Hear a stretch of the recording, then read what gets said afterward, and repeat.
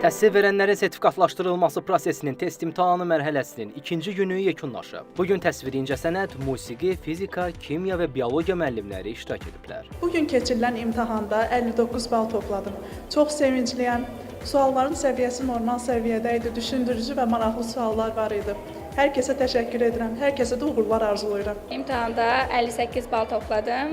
İmtahan çox şəffaf keçdi. Suallar çox düşündürücü, məntiqi təfəkkürə əsaslanan suallar çox idi. Və bugün 58 bal topladım.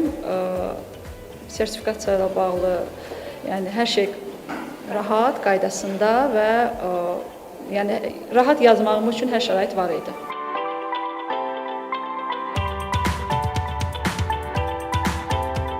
...56 bal topladım imtahanda.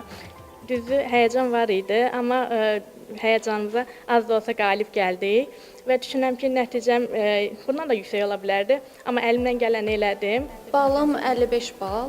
İmtahan çox yaxşı, suallar çətin də var idi, amma ümumi belə götürəndə məncə oxuyan, məlumatlı olan kəslər üçün elə bir çətinliyi yox idi. İmtahanda ixtisasım üzrə 56 bal topladım.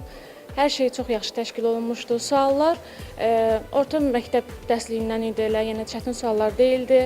İxtisasını bilən hər kəsin yaza biləcəyi rahat suallar idi. Hər şey yaxşı təşkil olunmuşdu. Suallar nə orta, nə çətin səviyyədə idi. Yəni biləcəyimiz bir şeylərdən, yəni hər şeyi nəyi ki bilirdik, hər bir şeydən orada bu suallarla rastlaşdıq. 55 bal yığmışam. Müəllimənin dediyi kimi çox şəffaf keçdi. İmtahanın gedişatından çox razıyıq. Qeyd edək ki, musiqi və təsviri incəsənət müəllimləri sertifikasiya imtahanında ilk dəfə iştirak ediblər. Təhsil verənlərin sertifikatlaşdırılması prosesi iyunun 25-nədək davam edəcək.